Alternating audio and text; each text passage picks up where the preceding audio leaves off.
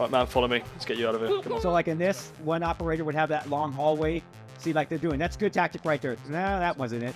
But the tactic of going down the hallway, keeping eyes on the hallway, that's a good tactic because you don't know who's going to pop out. I was in playing one day and I got killed. And I was like, who killed me? Well, when I replayed my gameplay, there was someone hiding underneath the bed. There's a lot of angles to stairs, especially when you're going upstairs, because if the suspect's on top of the stairs, they definitely got the high ground. And the high ground that's the dangerous part. It's, you have the high ground, you can see so much. So this is not a American tactical shooter. It's not based upon our rules of engagement here in our country. So it's a lot more forgiving. And like right off the bat here, you're seeing how they're going up, they're rappelling up. I don't know if there's such thing as rappelling up, but whatever. They're going up. I think maybe rappelling's down. I don't know if there's a rappel up. What? Right, I'm all the way up. Moving up. So here's something interesting is that the team that I'm on, I think about 3/4 of my team can't stand heights. So we're not going to be using ropes. However, there are a lot of teams such as LAPD and the LA County Sheriff's Department that train like this. We did some training with the LA County Sheriff's Department where we fast roped out of their big helicopter, which it was an amazing experience. I have never utilized, I learned how to rappel in SWAT school. Don't get me wrong, I rappelled in SWAT school and it was one of the most horrific things I ever, small agency teams don't really use roping. But once again, this is taking place in, another country, and they do a lot of different things, and ropes and rappelling is part of their standard, SOPs. So the realism is here on that part. I like their selection of weapons too. Don't get me wrong, there's a couple of guns that I don't think we would ever use in a tactical situation, but the majority of the weapons are spot on. Now, here's the thing about 0 Hour that I love. Right, hang on, I was in playing one day and I got killed. And I was like, who killed me? Well, when I replayed my gameplay, there was someone hiding underneath the bed. And I was like, wait, they were able to put suspects underneath the bed? So that was cool because I had never played a game up until this point. Even SWAT 4 can't do that. I don't know if Ready or Not has even done that yet, but 0 Hour figured it out. So when you enter rooms, you got to be very methodical. I mean, this game here, in my opinion, there's a great balance. They have a great balance between realism and gameplay. The AI can take you out, but not to the extreme of Ready or Not. Ready or Not is just like aimbots. I mean, you enter a room and you're done. You don't even have a chance. This game gives you a chance. I've entered rooms where bad guys had guns, but because of the surprise of us entering the rooms and the way we entered the rooms, we had the upper hand. So that's where the devs of 0 Hour really got it right. The other part though, that's like this part right here. So in this situation right here that we're watching, they have to rescue her. Yeah. No door. Now they can't just leave her because as soon as they make contact, see how there's that hand thing, they actually now have to take her outside of the building. You have to make sure that you do a very good job clearing, because if you're going to go by yourself and take the subject down outside to meet with the perimeter officers, then you can actually be ambushed and subsequently be killed. These guys are coordinating really well. I like their movement. There's a lot of different ways that you could go down a hallway. There's a lot of different ways that you can solve problems in tactical situations. So there's no just one way to do stuff. There's a lot of great YouTubers out there that are just phenomenal when it comes to these type of games and how they clear rooms and stuff like that. It's really neat to see because obviously they've been watching CBQ videos and that type of stuff, maybe even playing airsoft or paintball stuff. As you see here, this group here hasn't even thrown one flashbang. I've seen players throw flashbang into room, and here we're actually, it's kind of becoming a standard for United States law enforcement. We're kind of pulling back on using flashbangs. We used them a lot in the 90s, but we're not using them so much like we used to in the 90s. We still use them. They're still a great tool, but we just don't use them to the degree that we used to. So the military likes to bang a room, every room that they go into. We just don't do that. They have a lot of light discipline. We call that light discipline. So you're not lighting up the officer in front of them. They're not doing that type of stuff. So that's really good too. You can tell these guys have played for a bit here. We're not going to enter rooms by ourselves. We're going to enter our rooms in twos. And there's a lot of tactical reasons for that. So the fact that they're kind of like doing the cowboy stuff, that's what I call it when we're playing, is you're going to do it in twos because you got to always, like I said, when you break off into a room, however that may look, you got to have, basically eyes on all things, because what you don't pick up, your partner may pick up. So that part, man, not good. I would do these stairs a little bit differently. You want to take the stairs very slowly.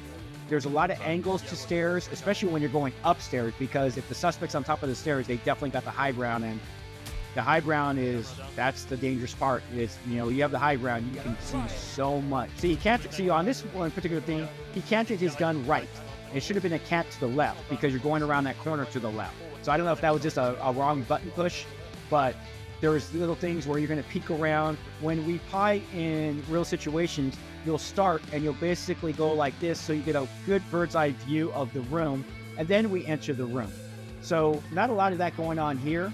But once again, not everyone does pieing. I'm a big pier. I like to pie wide, so I get a nice observation going around, and then those areas that we can't see because of the pie, those are the areas that we're going to hit first when we enter a room.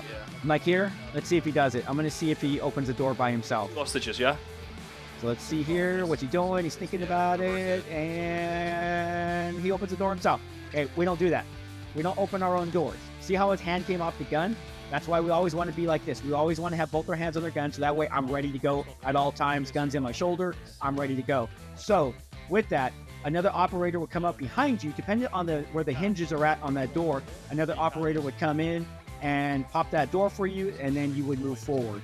There's a lot of muzzle sweeping. They're sweeping each other. So if a suspect does pop out, I've seen players shoot each other because they didn't have their gun down and they wanted to get into the firefight. So, and what muzzle sweeping is that you're actually sweeping the back of your operator. As soon as you see an operator, your muzzle needs to go down, because we don't want to, sweep somebody with a live gun. Cover me. Yep, got you covered. All right, man, follow me. Let's get you out of here. Come on. So like in this, one operator would have that long hallway. See, like they're doing. That's good tactic right there. No, that wasn't it. But the tactic of going down the hallway, keeping eyes on the hallway, that's a good tactic, because you don't know who's going to pop out. It seems like they're now looking for it. See, now this person is their hostage that they rescued that will follow them out.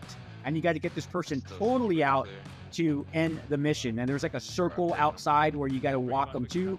What would happen if we shot a hostage? That is kind of like, wow. And has it happened? I'm going to say it probably has. Here's the thing, is a lot of lives at that point in time are what I would essentially say are over. Obviously, the hostage has lost their life. But you're talking about now the person who took that life, they're going to live with the fact that they took someone's life. And I've seen officers' careers end because they just could not go back after that. And these are stories that I've read where an officer had taken someone's life that should not have happened. They couldn't deal with it. They couldn't deal with it emotionally. They became a wreck, and their life is now, upside down. Their family is upside down, and as well as the hostage. Most time police departments are going to be paying millions and millions of dollars for this wrongful death suit, but ultimately it's the loss of life that's the worst. This is the reason why we do what we do and we train the way we train. For the most part, what people don't realize is our SWAT teams are so well trained. Well, they should be. They should be so well trained and so well armed that they're the safest for situations like this. And what I mean by that is that when we had operations, you plan for the worst. You hope for the best, but you plan for the worst. And with that is that most people have less lethal on them. These are seasoned veteran officers, so things don't just scare them. Like if someone pops out, you go, oh my gosh, I was scared. These are seasoned officers that are able to go, okay, there's someone, get down, get down, get down. That's what they train for. That's what prevents a lot of this stuff happening. Even when you have someone who is just they're so scared that they can't handle it, we'll eventually move up, grab them, put them down, make sure they have no weapons on them, and then we'll get them out. So you do come across people like that. They're just scared. They don't know what to do. Like, say right there, he just got shot. Going back to the original thing about what happens if an innocent person's killed, it's horrible. It destroys lives and the loss of life. And, as much as people want to say, oh, yeah, cops don't care and stuff like that, they do. And yes, there are people who should never be a police officer that work as police officers, but those are the anomalies. But the 99.9% of the officers that are doing it right, they would have to live with an utter nightmare for the rest of their life. I know officers that had to take someone's life because that person was trying to take their life, and they still had a tough time dealing with it. They suffer from PTSD. They're going through counseling still. and they have nightmares. And even though they were protecting themselves, they still have a tough time because no one is wired, unless you're just a psychopath, to take someone's life.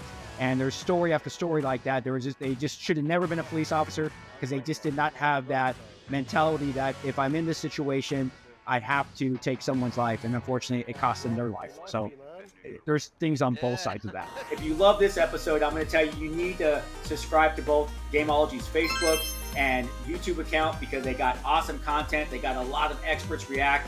And once again, you get to see your favorite cop, Chris the Cop. Until next time, peace.